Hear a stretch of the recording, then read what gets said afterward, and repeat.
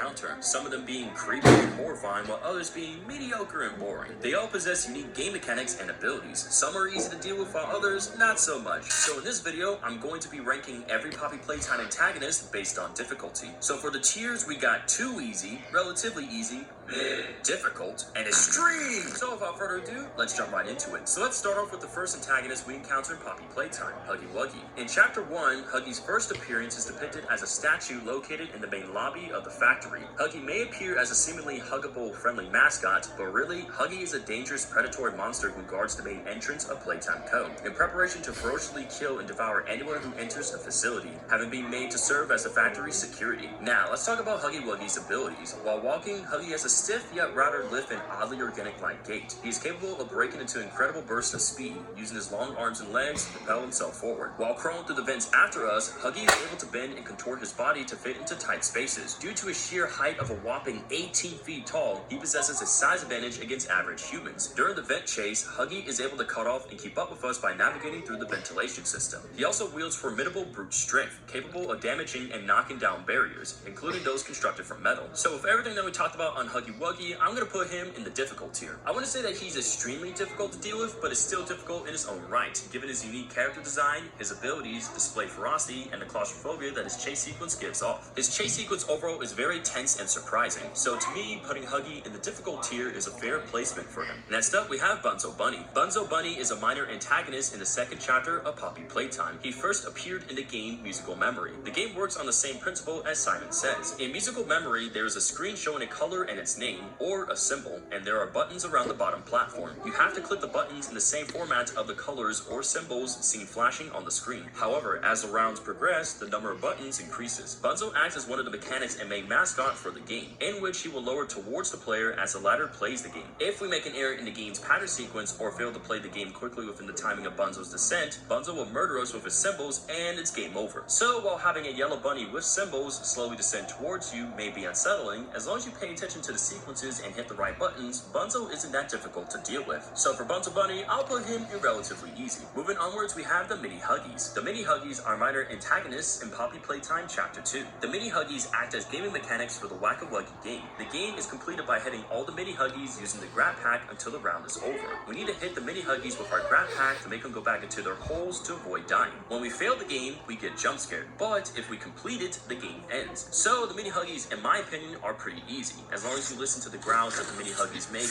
and constantly look around at the holes the entire time, beating the game will be a cakewalk, which is why I'm going to put the Mini Huggies in 2 easy. Now, let's move on to PJ Pug-A-Pillar. Like Bunzo Bunny and the Mini Huggies, PJ is another minor antagonist in Poppy Playtime Chapter 2. He resides in the statue's game as the main obstacle. The statue's game works on the same principle as red light, green light. When the lights are on, we can't move, but when the lights are off, we can move. Our goal is to make it to the end, all while trying to avoid PJ. Once we run through a series of obstacles and make it to the end of the game, we use our grab pack to grapple onto a nearby handle and escape using a tunnel underneath the control room. Now, when it comes to ranking PJ, I would put him in 2 easy. Think about it. As long as you stop and go when you need to and use your grab pack in a calm, focused manner and keep your distance from PJ, you'll easily be able to beat both the statue's game and PJ, which is why I put PJ in 2 easy. I have nothing against the character. I like PJ, but I think we can all agree on this one. Next up on the list, we have Mommy Longlegs. Mommy Longlegs made her debut in Chapter 2 as its main antagonist. Mommy Longlegs is first introduced while walking through the game station hallway. She presents herself with a warm and welcoming front to lure us into participating in her games. Those games being Musical Memory, Whack-A-Wuggy, and Statues. If we win all 3 games, Mommy Longlegs will give us the train code, thus granting us a chance to escape the factory. This facade, however, diminishes very quickly as she threatens us with death and the possibility of having our innards consumed by her should we refuse to abide by her commands. Throughout the variety of games we have to play to win and survive, Mommy Longlegs displays a sinister mix of childlike friendliness and an unstable mind, making her unpredictable. She tends to mask her frustrations with a friendly, childlike facade to hide her growing anger, such as when we win yet another order of games like Musical Memory, Whack-A-Wuggy, or Statues. Thus, she increasingly becomes more furious and violent. Oh, it broke. That's no fun. Oh, you did it. Hooray! Mommy is so proud of you.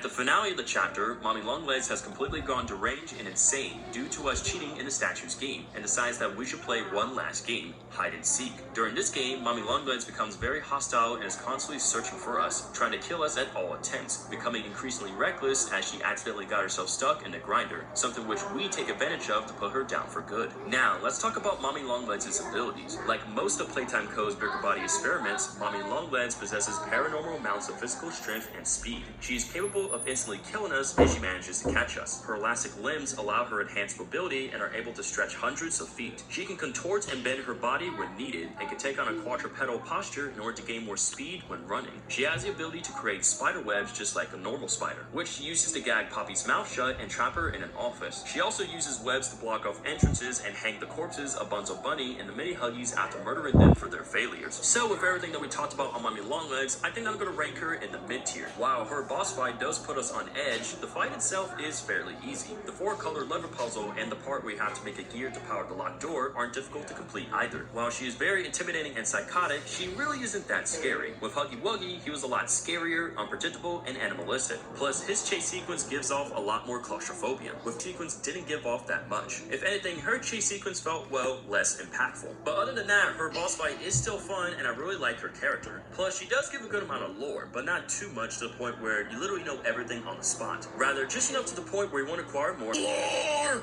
Ring the lore! Alarms the lore! And understand where the story of Poppy Playtime stands and how it will continue. With all that said, I believe that Mommy Longlegs being in the mid tier is the perfect placement for her. Now, let's move on to the overarching antagonist that's going to be the most difficult and terrifying boss that we'll be going up against in the future in Poppy Playtime, the Prototype. The Prototype made his first debut in Chapter 1. Little is known about the Prototype other than he was one of the first successful experiments conducted by Playtime Co. in an attempt to create the ideal experiment for the Bigger Bodies Initiative. We know that the Prototype was responsible for the Hour of Joy, a factory-wide incident which took place in Playtime Co., resulting in countless deaths and the company subjected to abandoning all their work while their factory was overrun by savage toys, all which were influenced by the Prototype's high authority and unintended capabilities. This incident led to the closure of the company. Throughout each chapter, the Prototype makes many appearances, primarily during the ending segments of them. In Chapter 1, after Huggy Wuggy falls down into the dark depths of the factory, we come across a VHS tape on the catwalks. This VHS tape is called the Final Log. The tape itself plays a recording of a scientist's log about the Prototype, whilst the experiments are causing a massive murderous rampage in the background. This massive murderous rampage being the Hour of Joy, of course. Towards the end, the scientist is interrupted and killed by an unknown creature. Most people assume that the scientist was killed by Huggy Wuggy. Although we don't physically see the Prototype in Chapter 1, we can see him on this TV. In Chapter 2, after Mommy Longlegs was killed by the grinder that the player activated, the Prototype shows up and takes Mommy Longlegs' lifeless body. In Chapter 3, after we defeated Catnap, the Prototype's hand descends from the vent, apparently trying to help Catnap up. From this, Catnap decides to offer himself up as a sacrifice to the Prototype. The Prototype accepts the sacrifice and stabs Catnap through the face, killing him before dragging him away. Seeing that the Prototype is collecting dead toys or pieces of dead toys, heavily suggests that he's taken the dead toys and grafted them onto himself, thus enhancing his own strength. This will also increase the Prototype's chances of taking down our protagonist. Now, as Rebellion, the Prototype enlisted nearly every experiment to his side by promising to grant them what they wanted most, freedom. Additionally, the Prototype is the only experiment who has actively interacted with and utilized Playtime Co.'s technology. In log 08502, a recording one of his escape attempts, he constructed a laser pointer from a disassembled digital alarm clock, displaying a profound understanding of mechanical engineering. He also possesses the ability to replay any piece of conversation that he hears, aka voice mimicking. Regardless, I learn something new about you every day. It excites me. Thank you. You thank me. Absolutely. I learn something new about you every day.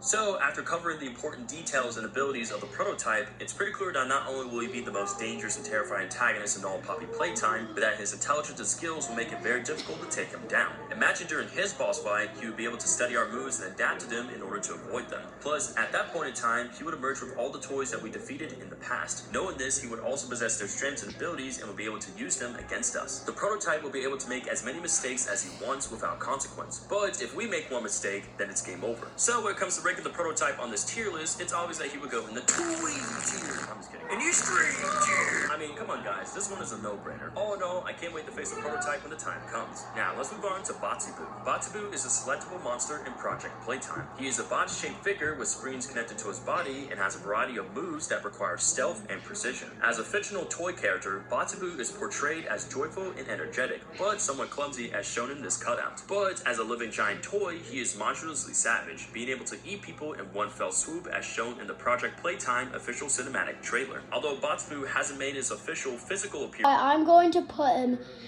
in the difficult tier. Let's get back with the video. about Daddy Longlegs, I'll be keeping him in the mid-tier. Moving onwards, we have Catnap. Catnap made his debut in Chapter 3 of Poppy Playtime, serving as the chapter's main antagonist. Catnap is completely loyal to the prototype due to him saving his life when he, Theodore Granbell, was still human. Catnap worships the prototype like a god and kills the heretics who don't follow him. At some point following the ending of Chapter 2, Catnap finds us at the train wreckage and captures us. He's first seen dragging us to the trash compactor and dumping us in there during the opening scene. Of course, we end up escaping the trash compactor and we team up with Ali in order to take down Catnap. While exploring Plague here, there were many times where Catnap could have killed us, but he didn't. He only threatened to kill us after we woke up from the hallucination that he put us through in the counselor's office.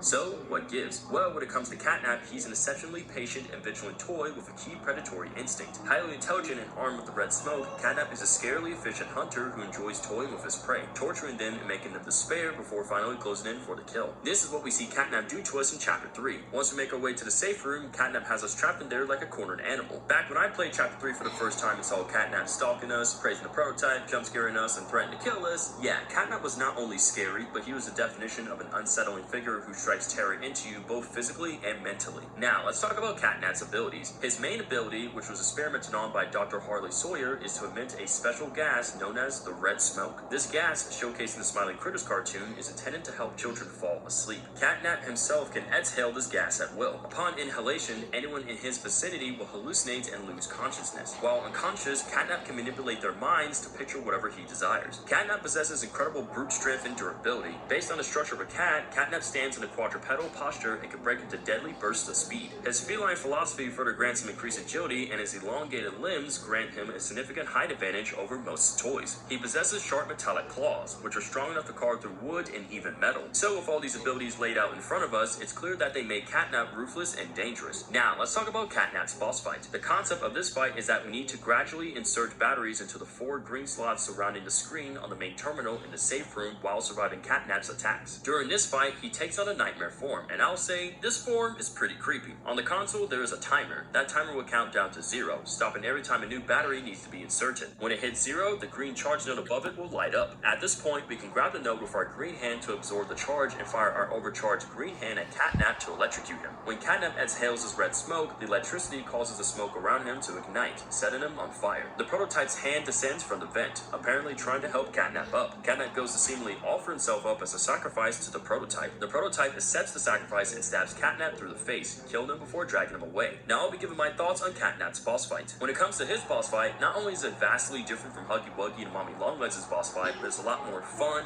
interesting, and intense. I like how Catnap and the fake Catnaps approach you from various angles of the safe room. They build adrenaline and make you feel like there's no way out, which leaves you with no other option but to stand and fight. Another thing that I like about Catnap's boss fight is that in order to create steam at the end of these passages to block Catnap from reaching us, we have to use multiple Grab Pack hands. We can also create steam by taking green batteries and inserting them in the passage's power cell slots. And you only have 5 green batteries to work with. So by the time you put all 4 batteries within, so you really have to be quick with everything that you do. There are times that Catnap will appear in the ceiling hatch, especially towards end of the fight. I swear to you, Catnap will start spamming that ceiling hatch like there's no tomorrow. The one thing that's nice about the ceiling hatch part during the boss fight is that it gives you a few seconds to catch your breath. Once that moment is over, then you're back to square one. All in all, the intense encounters, hallucinations, game mechanics, and close calls with Catnap during his boss fight brings an experience that, in my opinion, is crazy, challenging, yet very fun overall. So I think that's pretty clear that Catnap, his abilities, and boss fight make him an amazing yet very difficult enemy to deal with in Poppy Playtime, which is why I'll be putting Catnap in the extreme tier. Next up, we have Nightmare Huggy Wuggy. Nightmare Huggy is a minor antagonist in Chapter 3 of Poppy Playtime. He's an illusionary and more deformed version of the original Huggy Wuggy, made by Catnap's Red Smoke, who appears to haunt and chase us in the Home Sweet Home area. Nightmare Huggy chases us down a hallway which leads to a dead end, thus there is no way to escape him. He jump scares us and then we wake up in an entirely different room. Now, besides both Nightmare Huggy and Huggy Wuggy having different characters are their chase sequences. Huggy Wuggy's chase sequence is a lot more intense, claustrophobic, and surprising. As for Nightmare Huggy, when it comes to his chase sequence, his was, well, short and easy. I mean, yeah, making our way towards a dead end with no way out is scary, but I mean, it's all in our head and he's not real. Without a doubt, his design is a lot scarier than Huggy Wuggy's, and I really like it. But besides that, his chase sequence doesn't require much effort, which is why I'll be putting Nightmare Huggy in too easy. Let's move on to our next antagonist, Miss Delight. Miss Delight is a major antagonist in Poppy Playtime Chapter 3. She's one of Playtime Co.'s toys and a former teacher at Playcare School who, following the Hour of Joy, lost her mind and cannibalized her sisters, who were identical others, to survive, eventually becoming the sole remaining toy inside the school. Now, when it comes to her abilities, she possesses academic knowledge, intimidation, and considerable strength and speed. She also possesses a makeshift weapon called Barb, and she considers it as an actual living person. She used this weapon to kill her sisters and cannibalize them to survive. When we see Miss Delight for the first time, she uses Barb to quickly bash a nearby generator to shut off the lights in order to make the ensuing chase easier for herself. Though this also does us a favor, as this releases a battery that we will need. She then begins chasing us through the school, intending to devour us. We must keep an eye on her as she mainly moves towards us when we look away from her. In addition, we must utilize various large batteries by moving them around to different sockets to open the right pathway in order to escape. Upon reaching the exit to the maintenance area, Miss Delight drops her Weeping Angel facade and chases us down. Eventually, we find a lever and pull it, setting the door to close. As Miss Delight madly sprints after us, she attempts to stop herself but fails as the door crushes her head, killing her instantly. Now, I'll be giving my thoughts on her chase sequence. Played her chase sequence for the first time, it was tricky at first. What made her chase sequence so tricky is while you're trying to solve puzzles, you have to avoid Miss Delight's grasp. But if you look at her, Miss Delight can't move any closer. Navigating the school in this chase also requires a bit of practice as well, and you really need to learn the correct route and where to find all the necessary electric nodes and batteries in order to progress. But once you get it all down, dealing with Miss Delight becomes fairly easy, and once you make your way to the lever and pull it, you're home free. So with everything that we talked about in Miss Delight, I feel like she belongs in the mid tier. By mid, I don't mean in a bad way, but in a balanced and fun way. And to be, having someone like Miss Delight provide a balanced challenge to the game is appreciative, which is why I decided to rank Miss Delight in the mid tier. Now, let's move on to the Ruined Critters. The Ruined Critters are living, deteriorated smiling critter toys who debuted in Poppy Playtime Chapter 3. They reside in Playcare, serving as the primary antagonists of the Playhouse. Though initially presented as mindless feral creatures, the Ruined Critters are, in reality, driven by an intense desire for self-preservation. Like the other experiments, they participated in the Hour of Joy to obtain freedom, which Playtime Co. had refused to grant them. When we enter the Playhouse for the first time, the Ruined Critters emerge from the holes in the walls and crawl towards us. In order to counter them, we need to switch to our flare gun hand and shoot flares in their vicinity. The resulting light from the flares temporarily blinds them and forces them to retreat. As we continue to progress throughout the Playhouse, more Ruined Critters emerge in an attempt to overwhelm us with sheer numbers. Despite their numbers and home advantage, our flares still prove to be too much for the Ruined Critters to handle. So as long as you pay attention to where the Ruined Critters are coming from and use the flares to scare them away, they're really easy to deal with. Now, let's talk about their abilities. The Ruined Critters are the smallest experiments created from the Bigger Bodies initiative. To compensate for their small size, the critters use sheer numbers and coordinated group attacks to eliminate large prey. We see them employ this tactic on us multiple times in Chapter 3. The most unique ability that the Ruined Critters have is the ability to reanimate and control others. They do this by going through an open wound, and that open wound acts as an entry point into the body. Once inside, they'll have complete control over the body. We see them display this ability on Dog Day. This action not only granted them faster speed and mobility, but it also protected them from our flares, nullifying their effects. So the Ruined Critters possessing Dog Day are threatening and difficult to deal with. However, keep in mind that we're just focusing on the Ruined Critters alone, not possess Dog Day. So when it comes to the Ruined Critters, they're pretty easy to handle overall, which is why I'll be placing them in 2 easy. Now let's move on to our last antagonist, Dog Day. Dog Day is a toy produced by Playtime Co., debuting as a minor antagonist in Poppy Playtime Chapter 3. Dog Day is the trusted leader of the Smiling Critters. Following the events that took place during the Hour of Joy, Dog Day and the other Smiling Critters began to drift apart, leaving Dog Day as the sole survivor. Catnap then imprisoned Dog Day in a concealed cell within the Playhouse, subjecting him to endless torment due to his disobedience to the prototype. After powering a rotating platform while fending off against the Ruined Critters, we find Dog Day imprisoned, with several of his limbs missing. While having a one-sided conversation with Dog Day, the Ruined Critters realize their opportunity and they begin to crawl through his severed torso and eye socket in order to take control of his body. After his body hits the ground, possessed Dog Day starts pursuing us around the Playhouse. Before he catches up to us, his corpse is barricaded behind a closed door, presumably dying as heard by the screams that follow.